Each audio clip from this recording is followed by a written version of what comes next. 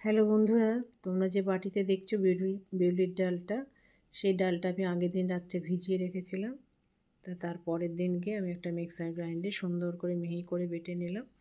নিয়ে এটাকে খুব ভালো করে ফেটাতে হবে যাতে বড়াগুলো খুব সুন্দর হয়, স্পঞ্জি হয়।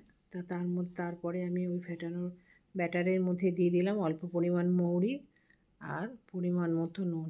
এরপরে খুব সুন্দর করে তাকে অনেকক্ষণ ধরে ফেটাতে হবে। তো তারপরে দেখো কড়াই আমি তেল গরম করতে বসিয়ে দিয়েছি। তারপরে একটা ছোট ছোট করে একটা বড়াগুলো সব ভেজে নেব।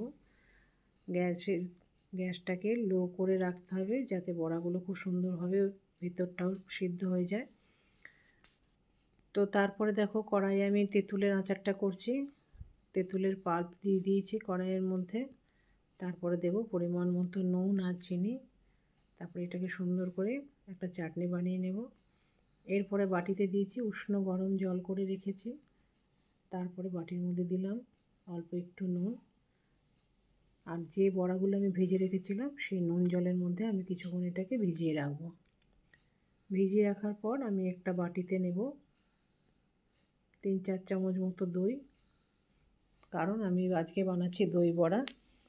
তা দইয়ের মধ্যে আমি দেবো পরিমাণ মতো নুন, চাট মশলা দিয়ে এটাকে সুন্দর করে ফেটাতে হবে। ফেটানো হয়ে যাওয়ার পরে এই যে জলের মধ্যে ভিজিয়ে রেখেছিলাম বড়াগুলো, সেগুলো চিপে চিপে ওই দইয়ের মধ্যে দিতে হবে। তো দেখো সব একটা একটা করে সব বড়া আমি দইয়ের বাটির মধ্যে দিয়ে দেবো।